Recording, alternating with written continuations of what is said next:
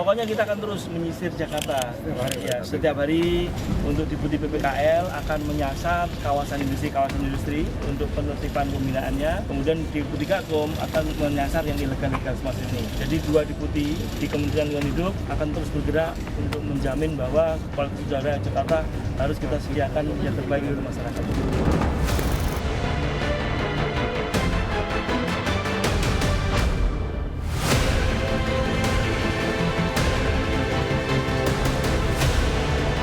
Hari ini kondisi udara kita, kualitas udara kita tidak sehat.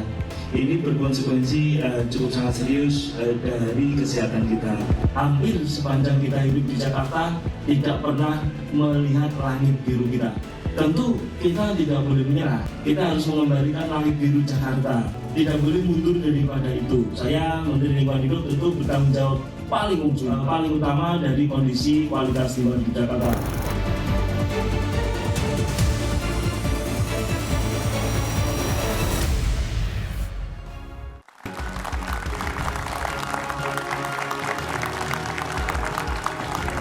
Ketika langit tak lagi biru, setiap pagi langit di atas Jabodetabek membuka harinya dengan kelabu. Bukan kelabu yang menenangkan, tapi kelabu yang berat, pekat, dan penuh beban. Di balik kabut tipis yang menggantung di awal cakrawala, tersembunyi krisis yang tak terlihat mata, namun terasa dalam setiap tarikan nafas. Udara yang tercemar. Udara ini tak lagi netral. Ia membawa jejak-jejak pembakaran industri dan kemacetan yang tak pernah tidur. Ia menyusup, masuk ke rumah-rumah, ke sekolah, ke paru-paru anak-anak yang batuknya tak kunjung reda. Polusi udara bukan sekadar deret angka dalam laporan atau istilah teknis yang asing di telinga. Ia adalah rasa sesak yang dirasakan seorang ibu saat membuka jendela pagi.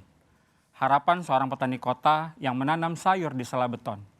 Dan kelelahan diam-diam para pengemudi yang terperangkap di antara klakson dan knalpot. Pertanyaannya kini, sejauh mana pemerintah memandang ini sebagai sebuah kegentingan?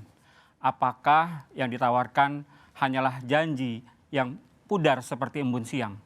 Atau ada langkah nyata yang benar-benar menjejak tanah? Malam ini, kita tidak hanya akan membicarakan tentang udara, tapi juga arah. Bersama narasumber utama kita, Bapak Menteri Lingkungan Hidup, Bapak Hanif Faisal Nurrafiq, kita akan menelisik strategi, tantangan, dan mimpi negara dalam menghadapi krisis senyap ini. Karena udara sejatinya adalah hak dasar setiap insan. Maka, mari kita mulai dari yang paling mendasar, bagaimana pemerintah membaca situasi ini, dan apa yang benar-benar ingin diubah dalam waktu dekat. Udara bersih adalah hak setiap warga negara. Namun di wilayah perkotaan padat seperti Jakarta dan sekitarnya, kualitas udara kini terus menurun. Data menunjukkan emisi gas buang kendaraan bermotor menyumbang 32 hingga 57% dari total pencemaran udara, menjadikannya sumber utama polusi, terutama saat musim kemarau. Sementara itu, data dari Sistem Informasi Uji Emisi KLH BPLH tercatat pada tahun 2024 ada 2.780 kendaraan yang tidak lulus emisi. Sementara di tahun 2025 ini ada 39,9% kendaraan berbahan bakar solar yang telah melampaui baku mutu emisi.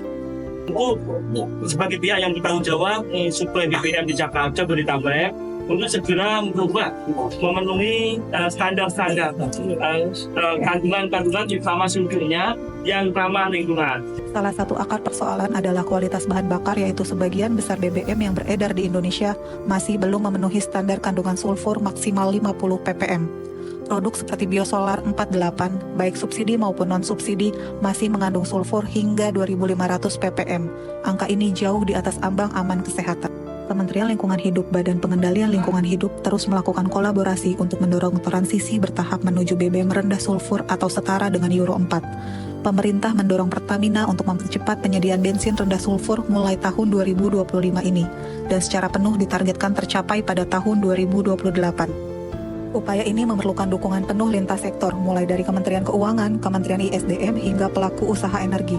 Diperkirakan tambahan biaya produksi BBM rendah sulfur mencapai 300 hingga 500 rupiah per liter, dengan total kebutuhan dana hingga 33,6 triliun untuk sampai di tahun 2028. Sebagai bagian dari strategi transisi energi bersih, pemerintah juga merekomendasikan pengurangan volume BBM bersubsidi atau PSO dan sedang mempersiapkan revisi Peraturan Presiden Nomor 191 Tahun 2014 agar menjadi landasan hukum distribusi BBM PSO rendah sulfur. Selain itu, masyarakat didorong untuk beralih ke transportasi umum, kendaraan listrik maupun kendaraan berbahan bakar gas atau BBG sebagai solusi jangka panjang yang lebih ramah lingkungan. Namun, polusi udara bukan hanya berasal dari kendaraan. Pembakaran batu bara menyumbang 14%, konstruksi 13%, pembakaran sampah dan limbah pertanian 9-11%, aerosol sekunder dari industri 1-16%, dan debu jalan beraspal hingga 9%.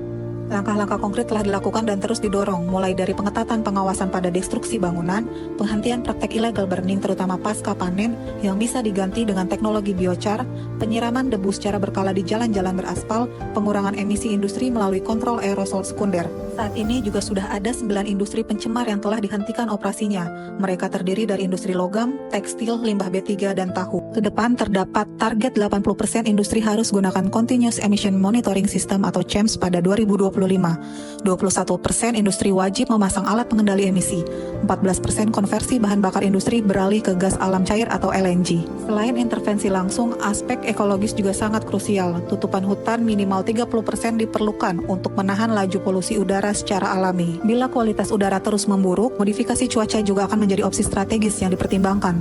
Dan jika situasi mencapai level kritis, masyarakat diimbau membatasi aktivitas luar ruangan serta wajib menggunakan masker untuk melindungi kesehatan. Semua upaya ini membutuhkan kerjasama semua pihak, mulai dari pemerintah pusat, pemerintah daerah, dunia usaha, serta setiap pengguna jalan. Dan harus kita lakukan langkah-langkah bareng, tidak bisa bersama.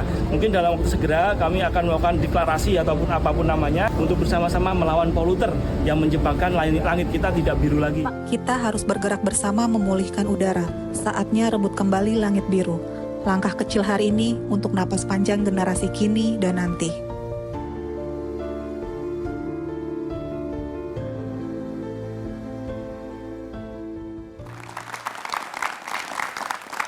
Untuk mendengarkan gagasan dari pemerintah, kami mengundang Menteri Lingkungan Hidup, Kepala Badan Pengendalian Lingkungan Hidup Republik Indonesia, Bapak Hanif Faisal Nurrafiq.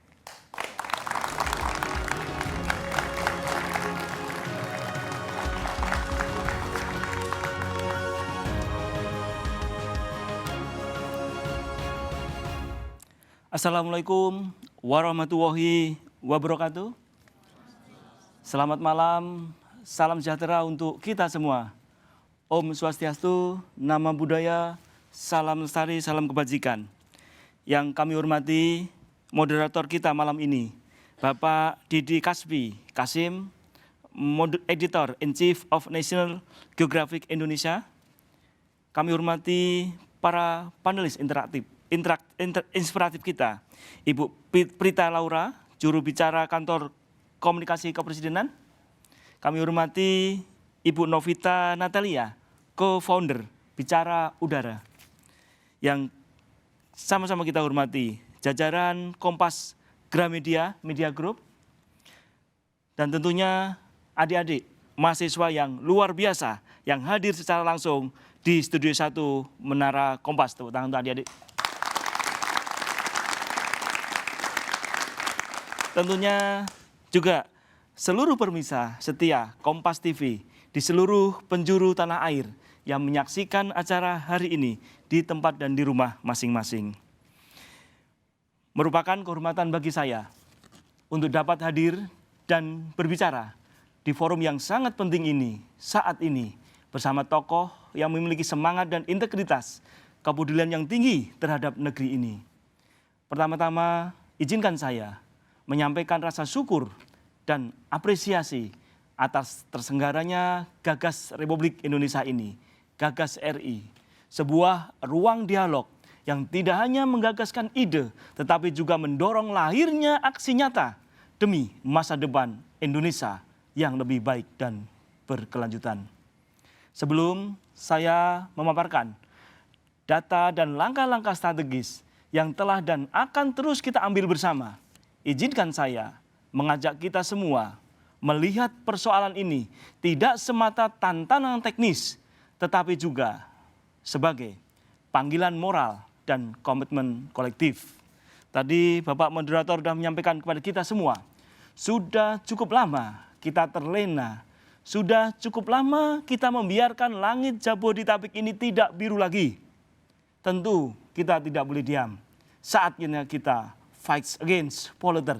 Mari kita rebut kembali langit biru kita. Polusi udara adalah isu yang mempengaruhi hak dasar setiap warga negara, yaitu hak untuk menghirup udara bersih. Ini sudah dijamin dengan Undang-Undang Dasar 1945, Pasal 28 huruf H. Dan sekaligus menjadi mandat kita semua, mandat birokrasi, mandat pemerintah untuk menghadirkan lingkungan yang sehat dan bersih untuk masyarakat. Maka pada kesempatan ini, saya akan menjabarkan kondisi terkini kita, sumber permasalahan, serta strategi kolaboratif lintas sektoral yang terus dan akan terus kita rancang untuk kembali mewujudkan langit biru dan udara yang sehat, khususnya di wilayah Jabodetabek.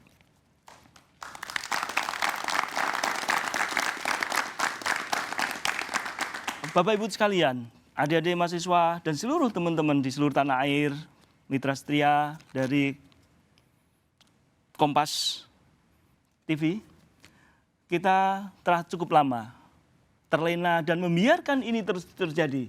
Seolah-olah kita tidak pernah punya daya apapun untuk kemudian mengembalikan langit biru Jabodetabek. Langit biru Jabodetabek, suatu areal yang meliputi 660.000 hektar dengan populasi lebih dari 33,4 juta manusia jiwa. Tentu ini menyisakan data kita.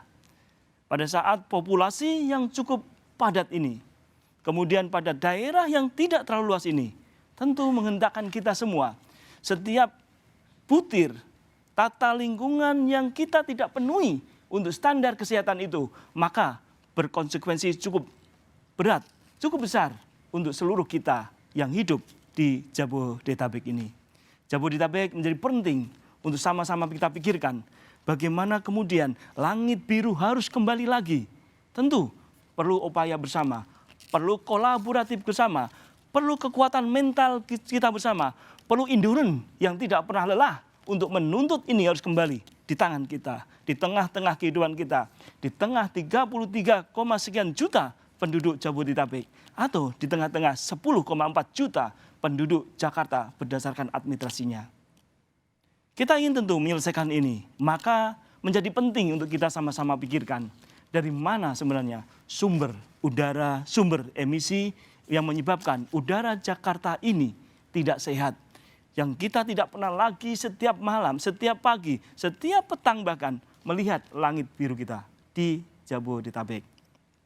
Berdasarkan analisis dan para ahli, penelitian yang telah kita pelajari bersama-sama, paling tidak ada 6 sumber yang menjadi sumber utama yang menyebabkan kualitas udara tidak sehat. Hari ini, tanggal ini, 20 Juni 2025, ada 2 titik stasiun pengamat kualitas udara ambien kita di Serang dan Tangerang menunjukkan indeks standar pencemar udara melebihi dari tingkat kesehatan kita. Melebihi 100 mikrogram per meter kubik. Angka ini cukup bahaya untuk kita. Particulate matter 2,5. Ini suatu partikulat yang tidak bisa disaring bahkan dengan masker yang tadi disampaikan oleh Bapak dari Kompas tadi. Harus masker dengan N95 yang biasa kita gunakan pada saat kita berada dalam kondisi COVID kemarin. Ini tentu membahayakan kita semua. Data menyampaikan bahwa kualitas udara yang tidak sehat ini sampai periode Mei 2025 kemarin tercatat di Dinas Kesehatan Daerah Khusus Jakarta hampir lebih 7,6 juta jiwa telah terperangkap terkena penyakit infeksi saluran pernapasan yang berakibat juga pada komorbid yang dideritanya menjadi paru-paru kronis bahkan kanker paru-paru. Ini langkah-langkah berikutnya harus kita lakukan mulai sekarang dan perlu kolaborasi kita, perlu dukungan kita semua. 6 sumber utama yang menyebabkan kualitas udara tidak terjaga di Jakarta, tentu tidak hanya tugas pemerintah, tapi kesadaran kita, juga keberanian kita untuk menuntut itu kembali di tengah-tengah kita semua. Kita tidak boleh terlena selama ini. 10 tahun kita sudah udara yang seperti ini. Kita tidak melakukan langkah-langkah yang berani untuk mengambil langkah itu. Maka kita harus kembali kemudian menyatukan langkah untuk kita mengurai 6 sumber utama dari kualitas udara yang tidak sehat ini. Yang pertama, tadi disampaikan di paparan, hampir 32 sampai 57% kontribusi utama udara tidak sehat Jakarta disumbang dari gas buang kendaraan bermotor. Dengan jumlah kendaraan berdasarkan Polda data di Metro Jaya, di Jakarta saja lebih dari 24 juta unit kendaraan yang hari ini mubang-mubeng mutar-muter di seluruh Jakarta. Kemudian Jabodetabek, berdasarkan data di masing-masing kepolisian resort, terdata hampir 15 juta unit. Yang kemudian semua berkontribusi di dalam menambah, memperburuk udara Jakarta ini. Totalnya 35 juta unit kendaraan bermotor.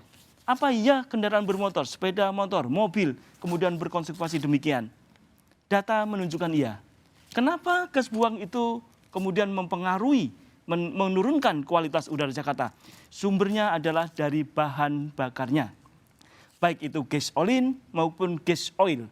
Dua-duanya yang hari ini kita gunakan bersama untuk menghidupkan roda perekonomian kita, untuk mampu kita mencari nafkah, untuk mampu kita bekerja. Seluruhnya, sebagian besarnya tidak ramah lingkungan. WHO menyaratkan minimal dalam standar yang kita biasa sebut senilai dengan Euro 4. Maka kandungan BBM kita semestinya tidak boleh memiliki kandungan sulfur lebih dari 50 mikrogram 50 ppm per parts million. Ini angka dalam liter yang kemudian dibatasi, yang akan kemudian berkontribusi menghadirkan particulate matter 2,5 yang tidak bisa kita tahan dengan masker biasa. Ini bahayanya lebih besar daripada bencana ataupun yang lain, karena langsung kita hirup setiap detiknya. Ini yang kemudian menjadi pertanyaan kita, sejauh mana upaya pemerintah yang menjadi distributor tunggal dari BBM yang keperluannya perharinya Jabodetabek ini mencapai hampir 10 kiloliter per hari. Angka ini yang kemudian berkontribusi cukup serius tadi menyebabkan penurunan emisi, penurunan kualitas udara di angka 32 sampai 57. Kalau musim kemarau panjang berkepanjangan, maka angkanya menjadi 57% disumbang dari gas buang dari BBM tersebut. Apa yang harus kita lakukan bersama? Maka mau tidak mau, suka tidak suka, pemerintah, kita semua harus mampu mendorong pemerintah untuk menyajikan BBM yang rendah sulfur, yang sebagaimana digariskan oleh WHO tadi. Tidak murah, iya. Hitungan dari Kementerian Ekonomi menyebutkan bahwa untuk merubah dari kondisi hari ini menjadi BBM yang rendah sulfur, diperkirakan kalau total langsung, katakan 100% Jabodetabek harus rendah sulfur, maka kita memerlukan hampir lebih dari 33,6 triliun rupiah.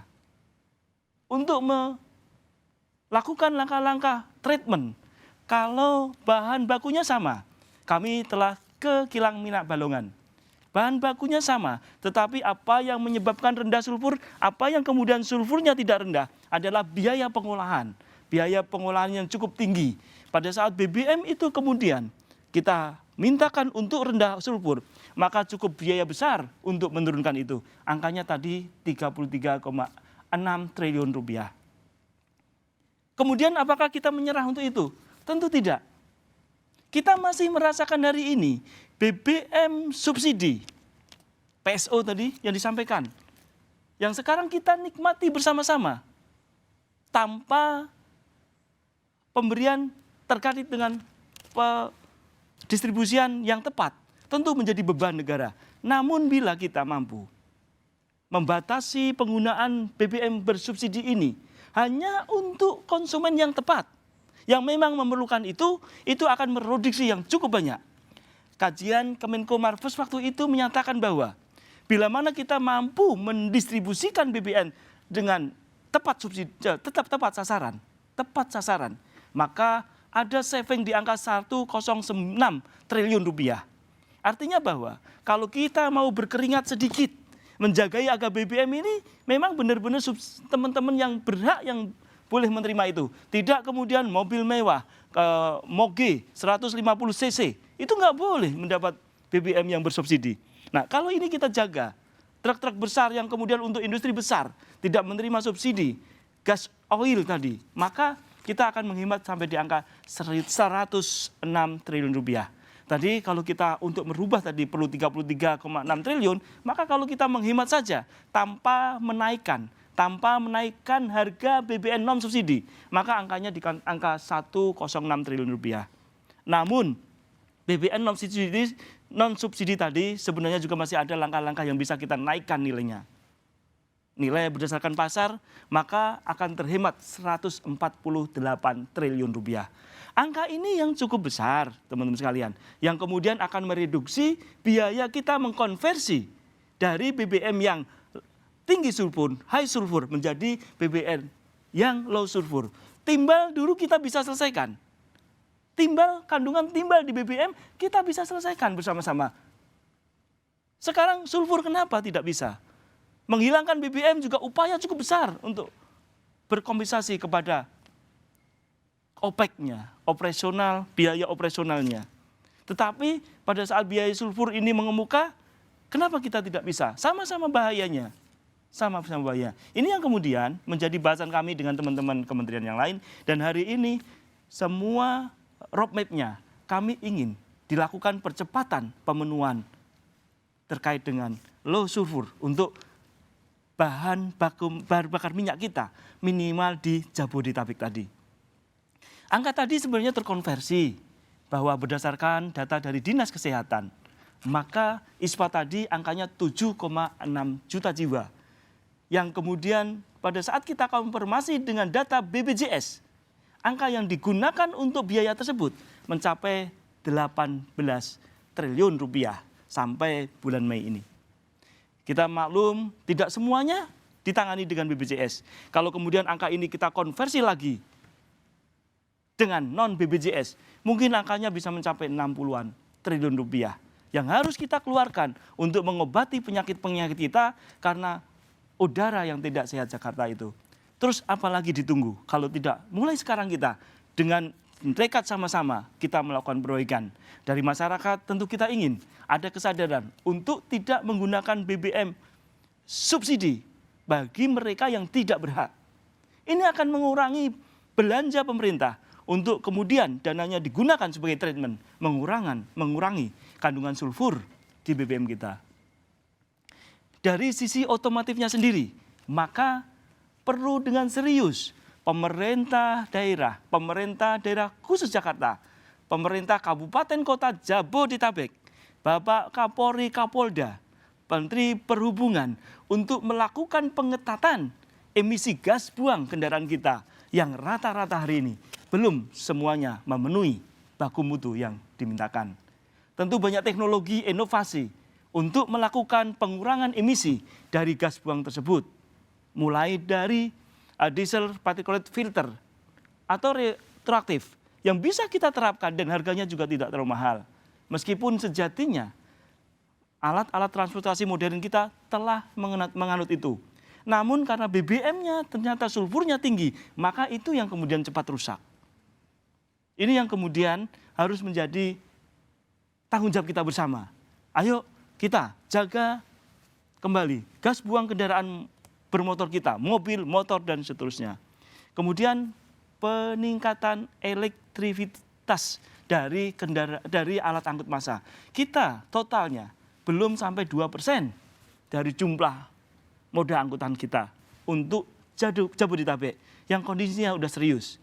Kita mengharapkan ada keberanian kita semua untuk meningkatkan elektrivitas dari moda angkutan massa kita.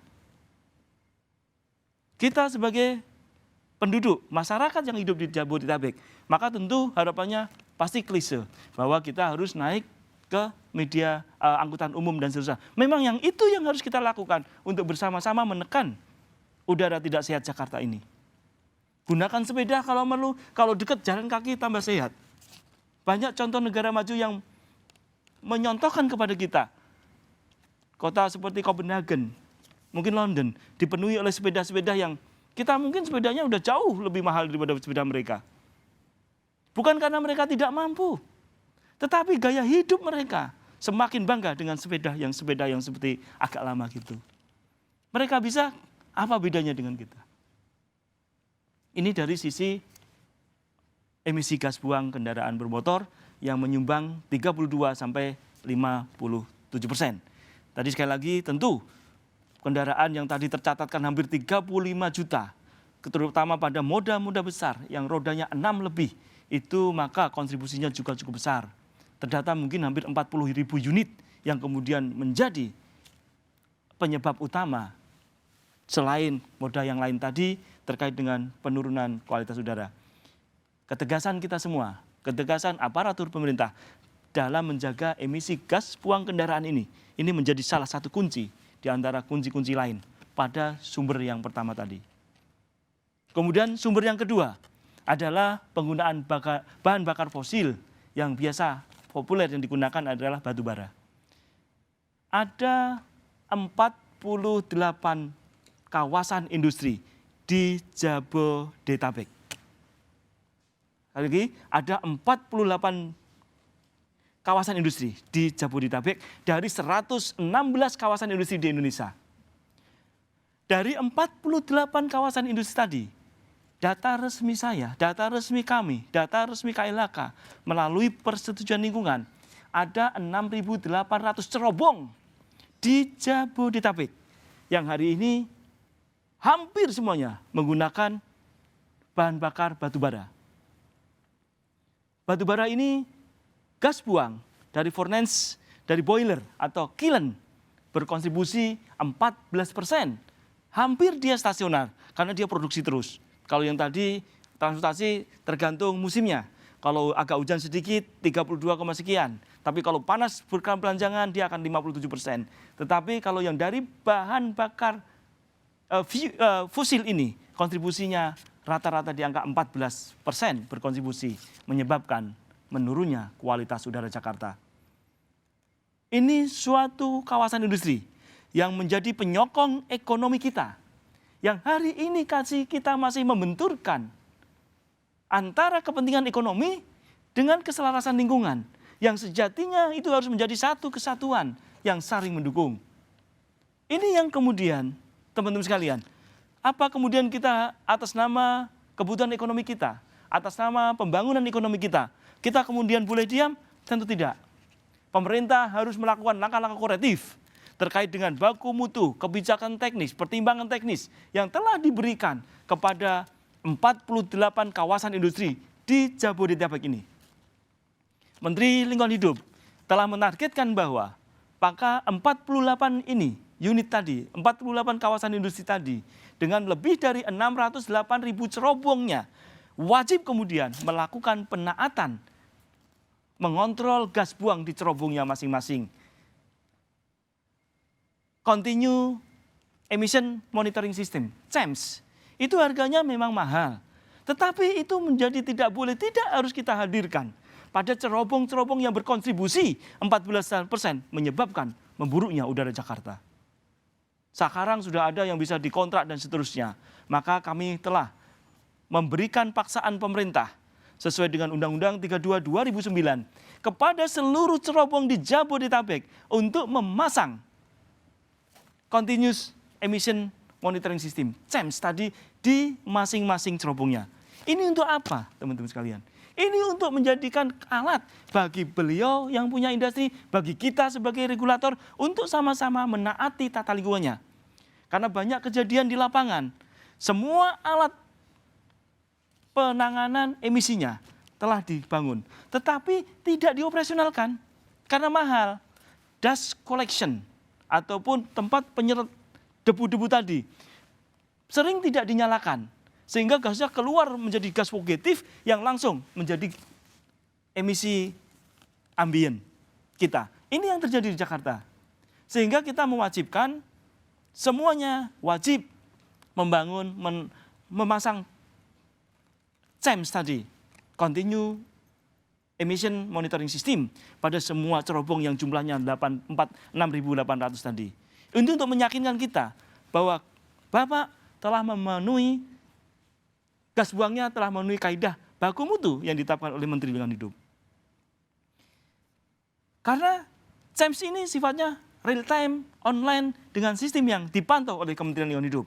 Pada saat CEMS-nya mati, maka hari itu juga harus kita identifikasi apa yang terjadi masalah dan yang bersangkutan harus bisa menjelaskan kepada kita. Karena sebagaimana dimandatkan oleh Undang-Undang 32 2009 di pasal 99 ayat 1 menyatakan bahwa kepada setiap orang itu tidak ada kecuali mau BUMN, BUMD, perusahaan yang kemudian karena kelalaiannya menyebabkan kualitas udara ambien terlampaui baku mutunya, kepadanya bisa diberikan sanksi 1 sampai 3 tahun penjara. Dan denda, bukan atau tapi dan denda 1 sampai 3 miliar. Namun kalau dengan kesengajaannya maka ada peningkatan sanksinya mencapai sampai 3 sampai 10 tahun ancaman pidana penjara dan 3 sampai 10 miliar dendanya. Ini untuk yang kemudian cerobong-cerobong ini bagaimana sudah kita berikan sanksi tidak dipenuhinya, maka kami akan kenakan pasal 98 tadi. Ini yang kemudian langkah pertama kita, bahwa baku mutu udara yang keluar dari cerobong wajib memenuhi baku mutu untuk kita semua.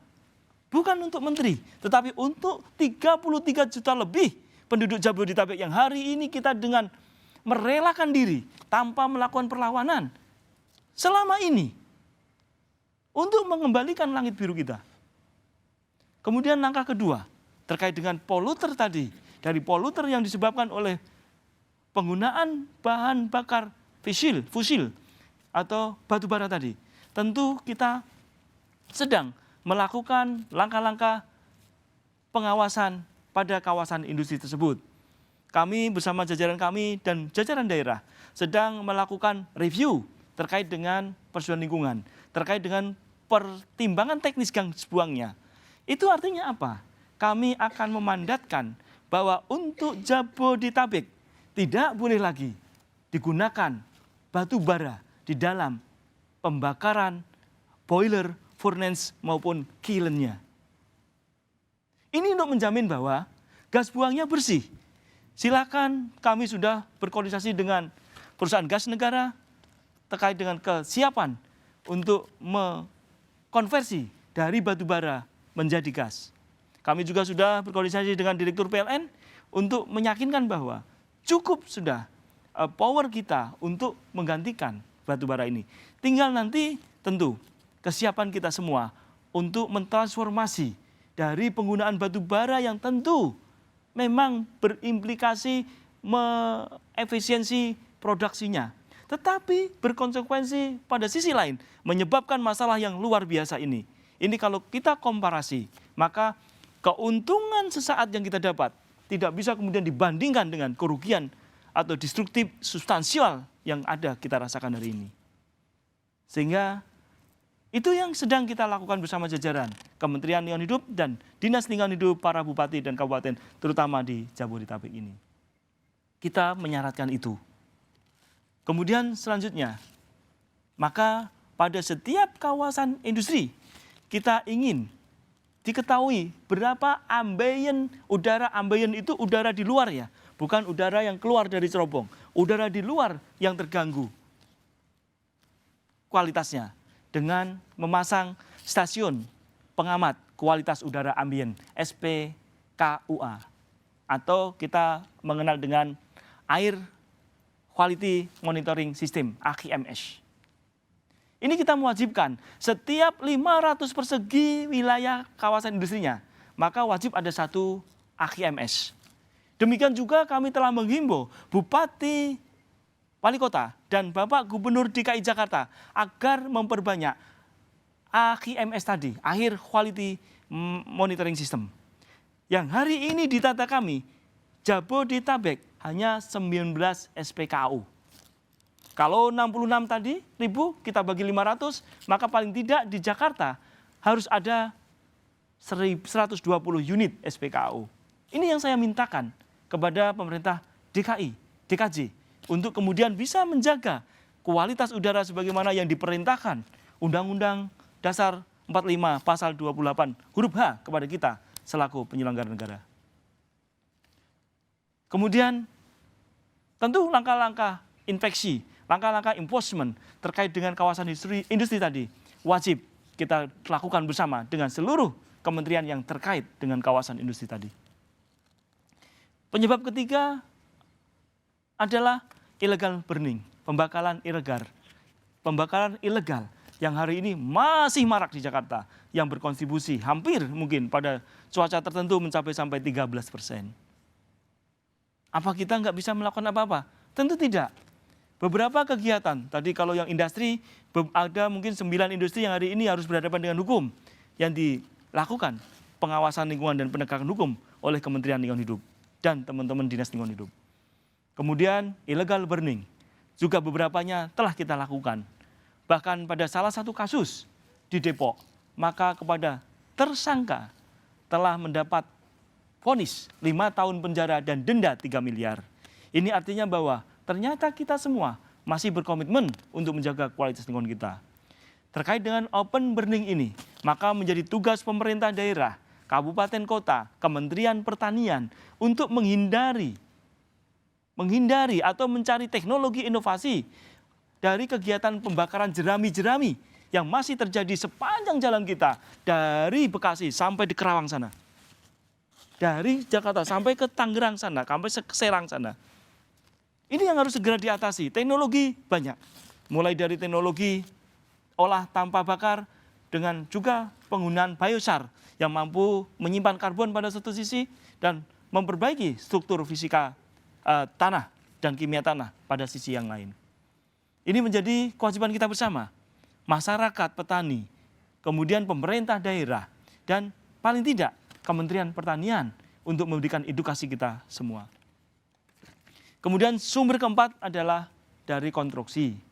Konstruksi yang hari ini Jakarta ini terus membangun di tengah-tengah isu dan kemudian di tengah-tengah realitas. Setiap tahun terjadi penurunan permukaan tanah kita atau land subsidence kita.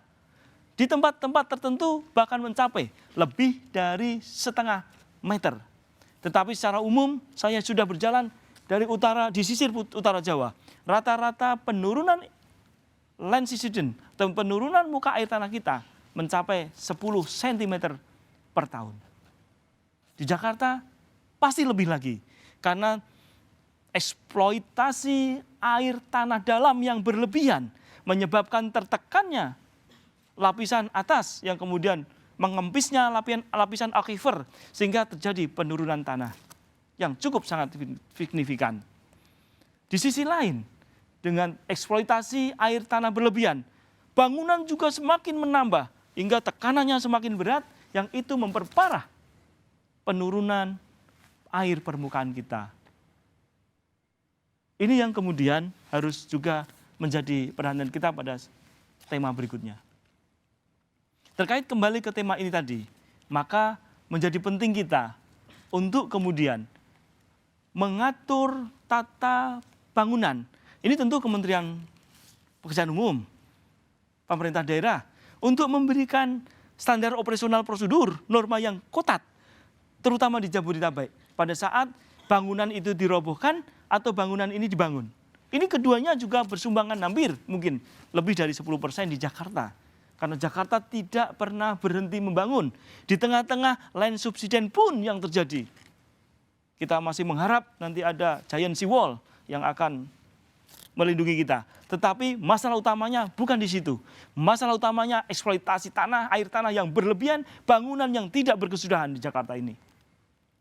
Daya dukung, daya tampung ini menjadi hal penting pada saat kita membangun Jakarta ini. Ini yang selama ini agak terlena oleh kita. Kemudian di sisi kelima adalah debu-debu jalanan. Ini teman-teman sekalian, kalau di daerah protokol debunya hampir nggak ada. Tetapi begitu keluar sedikit di dekat kawasan industri, debu yang dibawa oleh ban-ban mobil itu kemudian naik ke atas. Stockpile batu bara di kawasan-kawasan pelabuhan atau kawasan-kawasan industri, juga perterbangan. Ini yang kemudian harus kita lakukan langkah-langkah untuk kemudian melakukan penanganan dengan serius, dengan melakukan penyiraman dan seterusnya. Yang terakhir, ini kalau udah pada ngantuk, yang terakhir. Yang terakhir adalah aerosol. Jadi udara kemudian emisi-emisi tersebut, polutan-polutan tersebut, karena kondisi panas, kemudian terjebak di atas dan tidak bisa turun, terjadi saling kontingensi, sehingga mempertahankan rata-rata dia nggak akan hilang dalam waktu 1 hari. Nah itu apa yang harus kita lakukan? Maka pada kondisi penting, tentu kita mempertimbangkan dilakukan operasi modifikasi cuaca dengan menurunkan hujan pada lokasi tersebut. Penurunan hujan pada kasus ini tentu akan menurunkan hampir 75% dari kualitas udara yang tidak sehat ini, menjadi 75%-nya akan tereduksi. Nah, langkah-langkah inilah teman-teman sekalian yang perlu menjadi tekad kita bersama. Sudahlah cukup 10 tahun kita tidur. Sudahlah cukup 10 tahun kita membiarkan ini terjadi. Mari kita rebut kembali. Kembalikan langit biru kita. Fight Against Polluter wajib itu. Karena dimandatkan di dalam Undang-Undang 32 2009. Terima kasih. Assalamualaikum warahmatullahi wabarakatuh.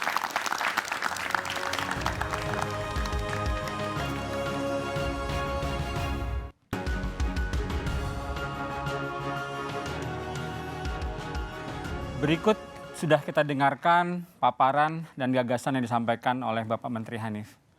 Saya pikir kita dicerahkan oleh kedaruratan yang terjadi di depan mata kita. Tidak perlu jauh mencari keluar pulau, tapi kita sedang menghadapi sebuah situasi yang sangat-sangat mengkhawatirkan tepat di depan muka kita. Saya rasa perlu banyak diskusi bahwa ini bukan hanya kerja pemerintah, regulasi dan sudut pandang yang berpihak sudah diberikan. Sekarang kita mencari apa yang bisa kita lakukan sebagai bagian dari planet ini yang juga hidup dari kebutuhan yang disediakan oleh planet ini. Kita akan berdiskusi lebih lanjut dengan Bapak Menteri. Kita akan melanjutkan diskusi setelah jeda berikut, tetap di Gagas RI.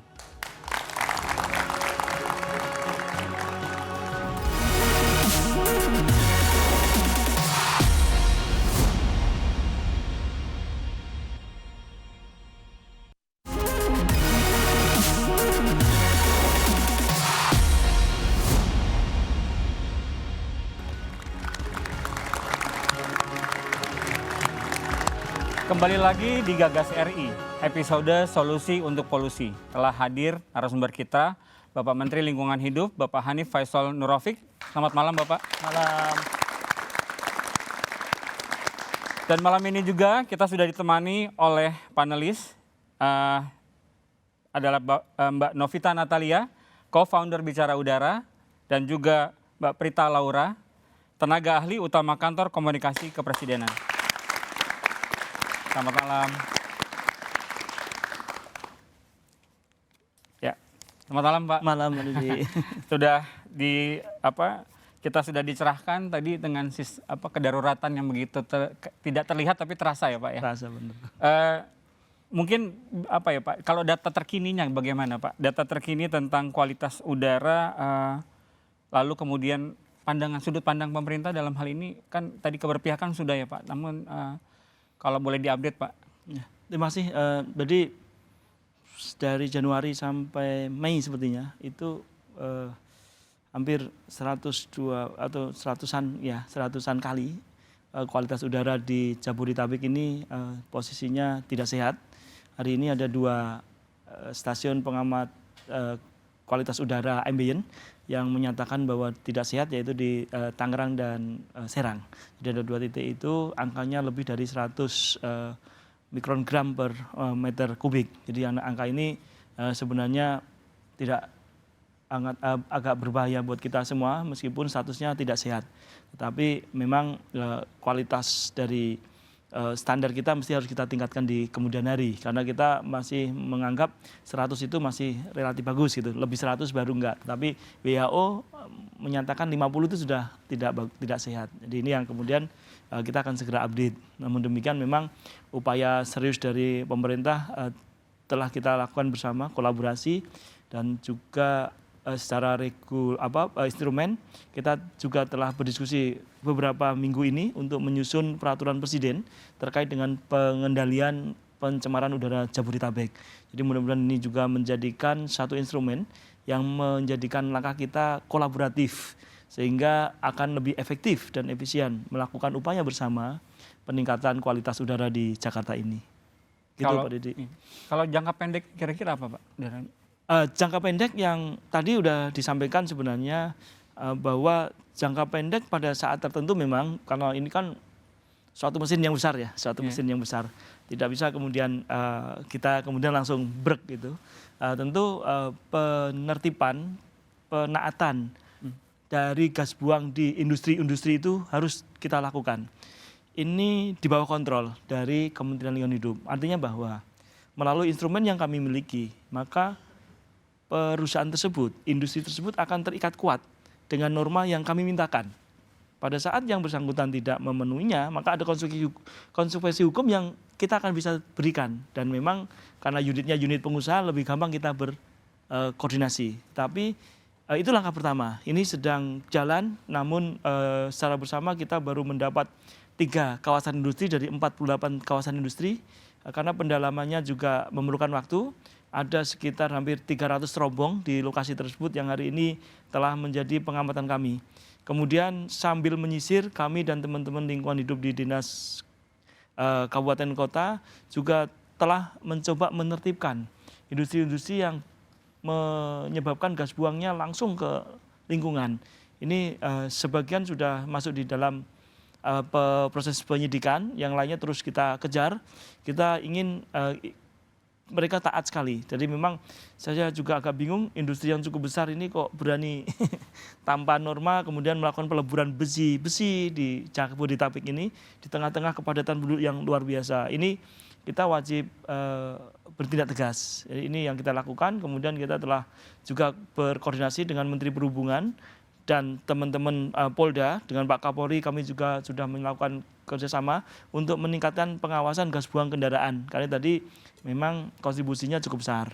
Nah kemudian kemarin kami juga sudah ke Balongan, ke kilang Pertamina Internasional di Balongan yang menyuplai seluruhnya kebutuhan BBM kita, Jabodetabek yang hampir 10.000 km per day ini disuplai oleh mereka. Jadi kami telah melakukan penekanan untuk dilakukan percepatan dan teman-teman Pertamina juga telah melakukan konfirmasi ke kami beberapa hari yang lalu dan akan segera menyampaikan kembali, diskusi kembali terkait dengan percepatan roadmap penerapan BBM senilai atau senilai dari Euro 4 ini untuk Jabodetabek secara bertahap. Kami ingin sangat cepat ini bisa diimplementasikan. Kemudian yang langkah segera tentu pengakhiran open burning. Kita telah menutup 343 unit TPA dan TPA itu dilakukan dengan open dumping yang pada saat tertentu memang dibakar itu. Dan ini untuk Jabodetabek kami telah lakukan dengan ketat. Kemarin terakhir kami sidak di salah satu TPA di sebelah sana dan ini kita tingkatkan statusnya menjadi pidana karena telah terjadi kebakaran di TPA-nya cukup serius. Kami ingin semua pihak mengambil peran, semua pihak harus taat kepada undang-undang yang diperintahkan kepada kita. Iya Pak, nampaknya kalau dari sisi korporasi dan industri ya Pak ya, pagar-pagar itu lumayan rapat ya Pak ya. Bisa kita gunakan. Iya, dan cukup untuk bisa membantu kita untuk lebih berpihak. Tapi juga kan sebetulnya juga ada persoalan dari sisi kita di tingkat tapak ya Pak ya, pembakaran sampah, perilaku kita membuang dan tidak memilah sebagainya itu juga apakah itu juga menjadi prioritas yang diperhatikan oleh Menteri LH, Pak? Ya, ini menjadi prioritas kami.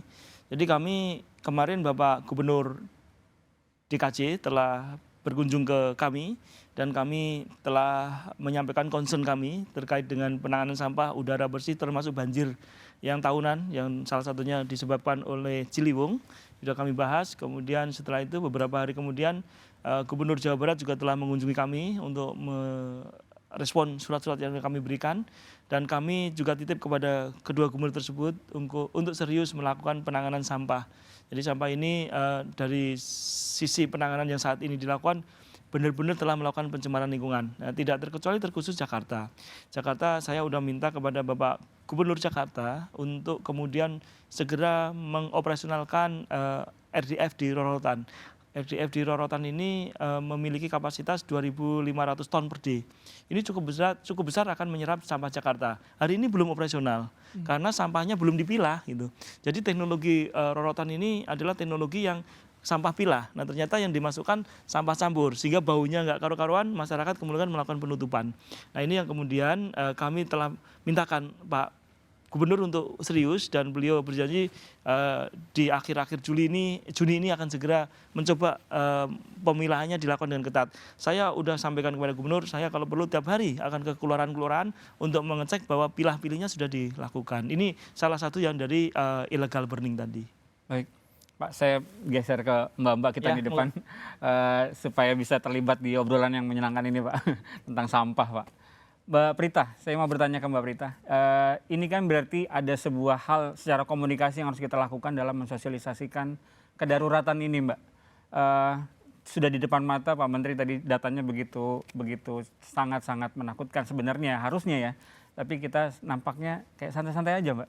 Gimana tuh, Mbak, dari segi komunikasi pemerintah dalam hal ini? Iya, Mas Didi, Pak Menteri, seperti diketahui saya punya latar belakang komunikasi di strategi komunikasi. Tadi saya mencatat betul diksi-diksinya Pak Menteri, Mas Didi. Diksinya adalah keberanian untuk menuntut kembali langit biru. Keberanian untuk menuntut kembali langit biru. Kemudian perlawanan, fight against polluter. Kalau secara hitung-hitungan komunikasi itu ya Mas Didi, itu diksinya udah keras banget. Sudah sangat keras. Apalagi kalau kita melihat dari komunikasi nonverbalnya Pak Menteri yang begitu gemas. Ini kalau saya sebagai polluter saya deg-degan. Apa nih begitu. Apalagi kemudian tadi dipaparkan data-datanya bagaimana gerakan-gerakan tegas dari kementerian yang dipimpin oleh Pak Menteri untuk melakukan penegakan hukum. Tadi kita lihat ada angka yang sangat besar, 343 TPA ya Pak ya sudah ditindak. Kemudian ada perusahaan-perusahaan yang kemudian juga sudah disidak dan kemudian juga sudah disegel. Bahkan tengah malam begitu Pak Menteri juga datang ke sana untuk kemudian melihat bagaimana pelaksanaan di tengah mungkin para pimpinan perusahaannya lagi lalai untuk ngumpetin bagaimana apa yang sedang terjadi gitu ya, pelanggaran-pelanggarannya. Nah, sebenarnya ini adalah sebuah sikap politik yang sudah sangat keras sekali sebenarnya untuk kemudian memberikan warning kepada para poluter bahwa udah bukan saatnya lagi. Udah bukan saatnya lagi main-main di bawah pimpinan Pak Menteri ini sudah benar-benar begitu fokus di sana. Namun yang perlu untuk kemudian kita cermati di sini adalah tadi saya menghitung apa yang disampaikan Pak Menteri, saya menghitung berapa kementerian lembaga yang terlibat di dalam proses implementasi dari hal tersebut. Dan saya menghitung ada 9 kementerian lembaga yang terlibat di sana. Belum terhitung di sana banyaknya pemerintah daerah, tingkat 1, tingkat 2, dan kemudian pelaku usaha. Kita tidak bisa menuntut hanya dari Pak Menteri saja, dari Kementerian Lingkungan Hidup saja. Karena kita tahu bahwa selama ini ada prioritas yang berbeda dari masing-masing kementerian lembaga. Jadi bisa jadi semangat, kegemasan, diksi yang keras, fokus dari Pak Menteri di sini bisa jadi akan terbentur dengan tembok-tembok kepentingan dari kementerian yang lain. Jadi artinya di sini kita harus banyak nemenin Pak Menteri ini untuk kemudian mendorong begitu ya bahwa ini memang suatu hal yang memang urgent untuk dilakukan. Karena tadi saya sepakat banget apa yang masih dipakai diksinya adalah kata-katanya ini adalah silent crisis. Kita tidak menyadari bahwa ini sudah hidup di dalam kehidupan kita sehari-hari. Nah, kalau kita melihat apakah sebenarnya karena saya dari PCO juga ya, Kantor Komunikasi Kepresidenan, kita akan melihat juga tentunya kebijakan yang dilakukan Pak Menteri ini juga sejalan dengan sikap politik dari Presiden Prabowo. Kalau kita melihat pandangan dari Presiden Prabowo melihat kesehatan adalah sebuah investasi dari kualitas sumber daya manusia. Di Astacita yang keempat dikatakan bahwa kesehatan itu adalah sebagai pilar pembangunan. Presiden Prabowo memandang kesehatan bukan hanya sekedar pemenuhan hak, tetapi juga sebuah investasi bangsa. Nah, investasinya terlihat dari apa? Terlihat dalam era Presiden Prabowo ini membuat sebuah program pemeriksaan cek kesehatan gratis yang kalau kami bandingkan dengan negara-negara lain, ini menyasar termasuk yang paling besar di dunia, 280 juta orang. Begitu, ini adalah sebuah sikap politik yang sangat tegas, menggambarkan keberpihakan kesehatan yang preventif. Kemudian juga kita melihat bagaimana upaya prioritas dari Presiden Prabowo pada program pemberantasan TBC. Yang kita juga tahu tentunya juga berkorelasi dengan polusi karena akan menambah kemudian potensi resiko infeksi dan sebagainya dari TBC yang menyebabkan kematian yang jumlahnya juga sangat tinggi, 134.000 orang per tahun di Indonesia. Jadi sikap politiknya sudah sangat tegas. Dan kemudian kita melihat tadi bagaimana kemudian kebijakan tersebut diimplementasikan dalam konteks menangani polusi oleh Bapak Menteri. Kemudian juga kita melihat implementasinya, tadi ada banyak aturannya. Kemudian juga penegakan hukumnya sudah kita lihat. Namun yang perlu untuk tadi ditekankan adalah perlunya ini nih, kita memiliki sebuah kegemasan yang sama dari apa yang ditularkan oleh Pak Menteri. Kegemasan ini perlu ditularkan kepada kementerian-kementerian lain, perlu ditularkan juga kepada kita semua yang ada di sini, karena tentunya Pak Menteri tidak bisa sendiri. Ada tentunya nanti mungkin Mbak Novita bisa menyampaikan juga, ada tentunya dalam konteks perubahan, dalam konteks polusi ada sebuah perubahan perilaku yang harus didorong dari masyarakat kita sendiri. Kita tidak bisa hanya menunjuk pemerintah untuk kemudian melakukan implementasi, intervensi, kebijakan dan penegakan hukum, tapi tentunya ada perubahan perilaku kita juga. Yang sebenarnya perubahan perilaku ini akan bisa didorong jika kita memiliki sebuah kegemasan yang sama, sebuah urgensi yang sama yang kita lihat hari ini nih lagi dibangun oleh Pak Menteri. Fight against pollution. Kita rebut kembali langit biru kita. Itu sebuah gerakan yang saya harapkan bisa kita tangkap semua sama-sama di sini. Karena saya dengar juga teman-teman Kementerian Lingkungan Hidup akan membentuk sebuah gerakan juga ya Pak ya. Langit biru Indonesia yang kemudian ini bisa menjadi sebuah membangun awareness kita bersama. Untuk kita bisa lakukan apa ya? Sama-sama ya. Mungkin dengan bersuara, mungkin dengan memberikan data-data, mungkin dengan membuat konten, mungkin dengan apapun begitu ya. Gagasan-gagasan lain yang kita bisa lihat di sini juga dari teman-teman mahasiswa agar isu ini menjadi satu isu yang mengemuka. Sebuah isu yang kemudian diperbincangkan dan kemudian sebuah isu yang kemudian menjadi sesuatu yang bergerak dalam ranah kementerian lembaga. Karena kita tahu ya waktu dulu sebelumnya kita selalu bicara mengenai isu lingkungan dan perubahan iklim.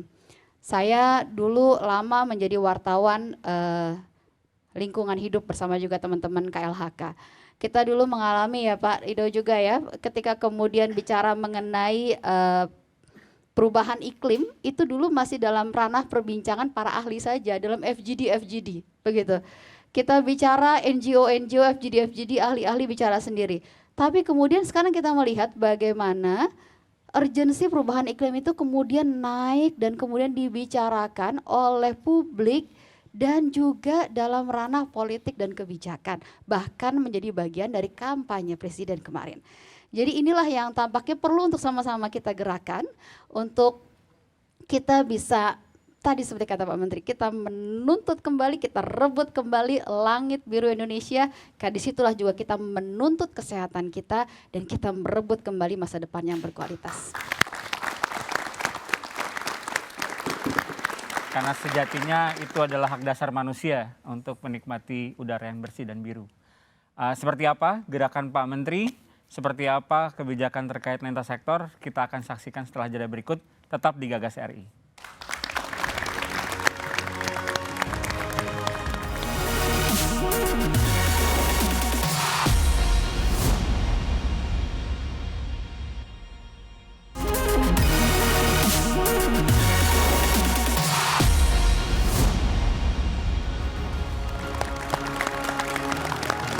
Masih di Gagas RI, episode Solusi untuk Polusi. Kita akan melanjutkan diskusi kita. Pak Menteri tadi sudah ditanggapi oleh Mbak Prita tentang bagaimana juga menghadapi level tapak juga dengan menggunakan gerakan, Pak. Nampaknya Kementerian Lingkungan Hidup sedang menyiapkan sebuah gerakan. Apa betul, Pak? Masih Pak Didi, jadi sebenarnya memang menjadi tugasnya saya sebagai menteri karena memang sejak awal di awal Oktober kalau nggak salah tahun 2024 saya dipanggil oleh Bapak Presiden Pak Prabowo untuk membantu beliau di sisi lingkungan hidup. Beliau dengan tegas menyampaikan bahwa lingkungan hidup telah berdiri sendiri. Artinya kamu bertanggung jawab sepenuhnya terkait dengan kualitas lingkungan hidup di Indonesia ini. Lakukan langkah-langkah yang terbaik untuk bangsa ini. Bapak sangat tegas, seperti tadi Ibu Prita katakan, beberapa case yang kita sampaikan, Bapak sangat mendukung upaya-upaya di dalam pemulihan tata lingkungan kita. Masih ingat kita beberapa saat yang lalu waktu banjir datang, kami melakukan penanganan terkait dengan pembangunan tempat-tempat wisata yang cukup marak di Puncak, dan mungkin dalam beberapa bulan ke depan kita akan melakukan pembongkaran, dan ini Bapak Presiden support penuh. Arahan beliau tidak ada yang kebal hukum di sini, lakukan penertiban untuk masyarakat yang cukup banyak. Jadi kita sedang berkolaborasi dengan Bapak Gubernur Jawa Barat, Gubernur DKI untuk kemudian memulihkan kembali Ciliwung, dan ini menjadi perhatian serius Bapak Presiden. Yang kedua, sampah. Bapak Presiden sangat gemes sekali melihat sampah ini. Beliau mengalokasikan waktu yang cukup banyak, dan waktu diskusi beberapa kali ratas hanya khusus membantah sampah, yang saya kira presiden yang lain belum pernah membahas sampah. Tapi ini presiden kita serius, ini masalah environment dasar yang harus diselesaikan. Beberapa instrumen langsung dikontrol oleh Bapak Presiden dan diminta saya melit untuk penanganan sampah di seluruh tanah air ini. Kemudian yang terakhir juga isu Raja 4. Ini saya bekerja di pegawai negeri hampir 32 tahun, Pak. Ya, jadi mulai karir bawah sampai sekarang. Ini belum pernah saya menyaksikan presiden yang menyambut izin operasi produksi suatu kegiatan pertambangan karena alasan lingkungan. Tetapi Bapak Presiden kemarin dengan tegas menyatakan bahwa ini nggak boleh berlarut. Sesuai dengan kajian lingkungan hidup, kita akhiri kegiatan di tambang 4 itu dan berkonsekuensi pada yang bersangkutan untuk melakukan pemulihan, dan ada sanksi pidana yang kemungkinan bisa kita sematkan karena ada beberapa pelanggaran yang cukup serius. Nah, ini hanya saya kasih gambaran bahwa Bapak Presiden sangat perhatian terkait dengan kualitas lingkungan, dan beliau ini bocoran sedikit mungkin, beliau akan selain yang tadi saya sebut, beliau akan membangun suatu gerakan nasional di dalam rangka penanganan sampah. Nanti waktunya mungkin beliau akan tentukan dalam waktu segera, kami disuruh menyiapkan. Artinya nih Bapak sangat serius nih terkait dengan concern lingkungan. Nah, ini terkait dengan udara. Udara ini jujur kita agak terlena. Sudah cukup lama suara-suara ini hanya muncul di sudut-sudut tertentu. Tidak merupakan gerakan kita bersama. Dulu waktu timbal dulu gerakannya bersama ini. Semua komponen menagih timbal harus nggak ada, berhasil. Nah, sekarang tentu kita ingin suasana seperti itu. Kita harus bangkit, kita harus bangun. Sudah cukuplah kita tidak pernah melihat langit biru Jabodetabek. Kecuali waktu Covid atau Hari Raya Idul Fitri. Pada saat bapak-bapak keluar semua, ini kita bisa lihat langit biru. Tetapi selain itu, hampir kita nggak bisa melihat langit biru. Maka gerakan semacam ini menjadi penting kita inisiasi. Saya tidak peduli siapapun yang memegang benderanya. Saya tidak peduli siapapun yang menginisiasinya. Yang saya peduli bagaimana timbul gerakan kita bersama untuk aware terkait dengan kualitas udara tadi. Betul kata Mbak Prita, ini silent crisis yang tidak sengaja pelan-pelan membunuh kita secara sistematis. Nah, ini kita masih juga tidak sadar. Nah, makanya gerakan semacam ini ada adik-adik mahasiswa tentu bisa membawa pulang ide ini. Ayo kita kembangkan, kita nggak boleh diam, ayo kita lawan, fight against polluter, kembalikan langit biru kita. Desain detailnya kita akan sampaikan di kemudian. Jadi intinya menginisiasi semua pihak, semua jajaran. Tadi disebut paling tidak kalau hitungan kami ada beberapa KL, mungkin lebih dari 12 KL yang harus berkolaborasi untuk kita bersama-sama mencermati kualitas langit biru Jakarta. Kenapa penting? Karena 33 jiwa kita hidup di sini. Ada yang kecil-kecil yang baru lahir, ada yang gede-gede, yang udah tua-tua, itu semua tidak berdaya. Teman-teman yang masih muda, gagah perkasa mungkin menganggap remeh. Tetapi bagaimana kemudian sanak saudara kita yang baru melahirkan, anak saudara kita yang sudah tua renta yang harus kita selamatkan sebagaimana diminta Undang-Undang Pasal 28 huruf H Undang-Undang Dasar 1945. Baik, Pak. Begitu besar ternyata keberpihakan kita terhadap persoalan ini, terutama dari bentuk regulasi. Nah, mungkin saya mau pindah ke Mbak Novita, Mbak, dari Bicara Udara. Artinya ini kan dari sisi regulasi yang selama ini kita butuh sekali menghadapi persoalan lingkungan, kita butuh regulasi, kita butuh keberpihakan dari pemerintah. Nah, sekarang kita sudah dengarkan Pak Menteri menyampaikan begitu besar, bahkan sampai ke pucuk pimpinan pun sudah menunjukkan keberpihakannya. Nah, kalau teman-teman Bicara Udara sebagai wakil, saya pikir semua wakil dari masyarakat ya, gerakan sosial, apa suara-suara apa yang kemudian bisa dilakukan oleh teman-teman di lapangan, di level tapak untuk melanjutkan keberpihakan ini?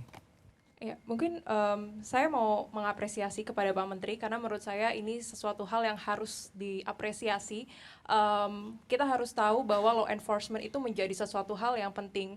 Saya mengingat kasus di Beijing, di China, bagaimana Beijing, pemerintah China pada saat itu bekerja sama supaya mengurangi polusi udara. Bayangin sebelum tahun 2013, Beijing itu selalu menempati posisi 10 besar sebagai kota paling berpolusi di dunia. Tapi ketika ada political will, ketika ada koordinasi antar kementeriannya, pemerintahnya dan segala macam, itu bukan sesuatu hal yang sulit sehingga China, Beijing bisa jadi seperti yang sekarang.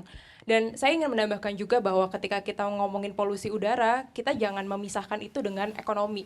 Kenapa? Karena pertama dari beban BPJS dari tahun 2018 sampai tahun 2022 itu baru dari penyakit respirasi saja yang 18 triliun. Belum termasuk penyakit kardiovaskular. Terus kemudian ada dokter dari UI, dia membuat penelitian mengikuti ibu dari hamil terus hingga anaknya umur 3 bulan, itu ternyata polusi udara bisa mempengaruhi stunting.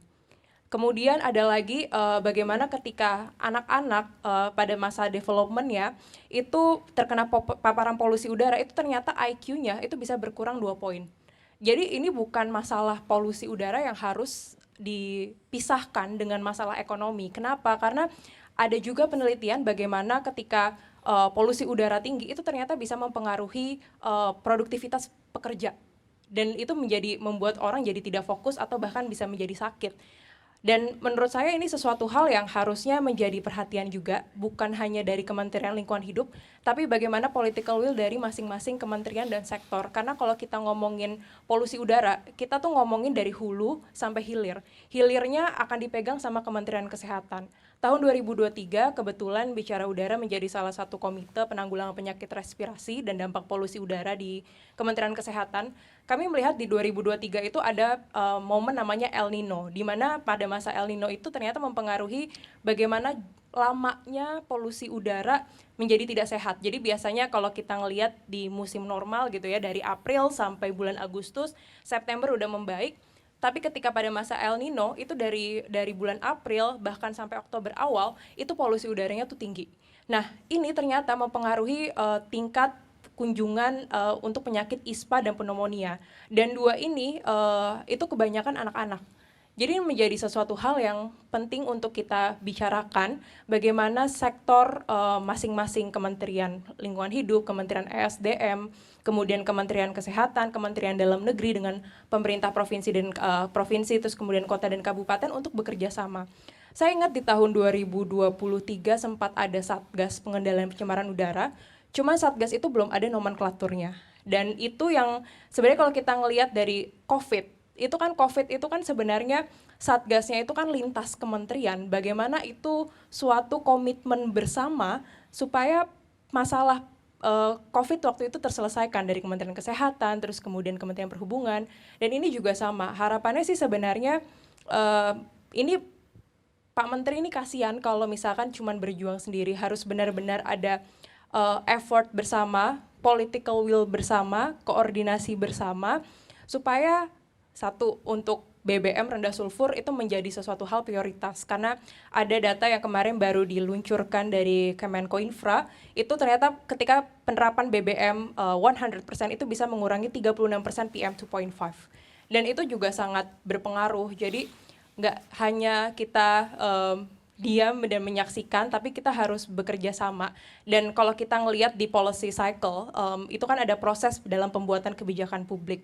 Dan kita sebagai masyarakat, sebenarnya saya menyukai public pressure. Kenapa? Ketika public pressure berarti masyarakat menjadi watchdog untuk pemerintah, dan di saat itu banyak think tank yang akan membantu pemerintah dalam bagaimana implementasi, terus kemudian bagaimana kebijakan yang tepat supaya win-win solution.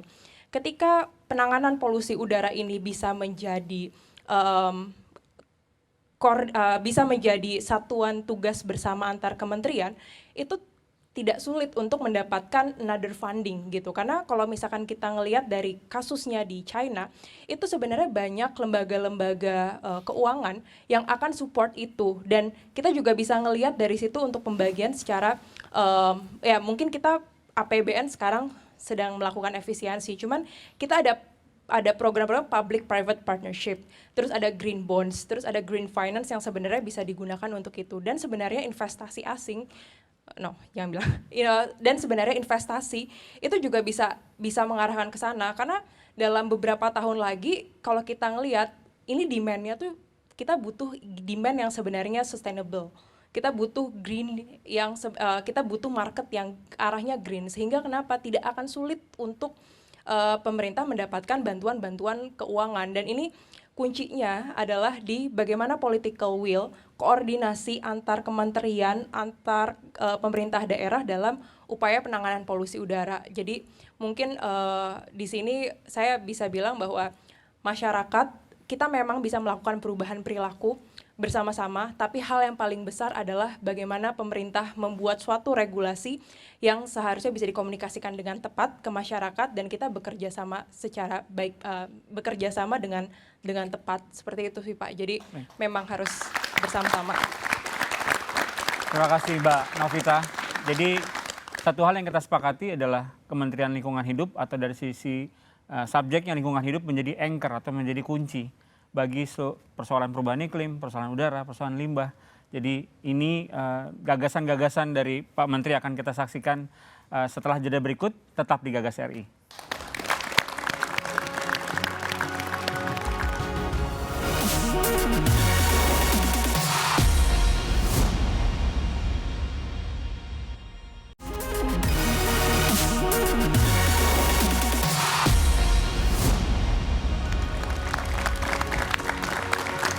Kembali lagi di Gagas RI. Di segmen terakhir ini kita akan mendengar pernyataan penutup dari Pak Menteri. Pak Hanif, silakan. Terima kasih Mas Didi, teman-teman sekalian. Ini tentu menjadi bangga sekali saya bisa menyampaikan gagasan di dalam Gagas RI ini. Suatu event yang memang cukup penting, dan saya terima kasih kita semua telah mencoba mengurai dan mendengar sebenarnya permasalahan kualitas udara Jakarta yang tidak terlalu bagus ini, kemudian bagaimana penanganannya berdasarkan sumber. Tentu sebagaimana disampaikan oleh para narasumber tadi, diperlukan kerjasama, kerja keras kita semua, endurance, kemudian kepedulian kita semua. Tidak bisa oleh satu pihak, kita waktu bersama-sama. Namun yang jelas melalui Gagas RI ini paling tidak kita sudah menyampaikan ide ini kepada kita semua. Mudah-mudahan kita semua, saya yakin di benak hati kita paling dalam tentu ingin kembalinya langit biru Jabodetabek. Demikian, terima kasih.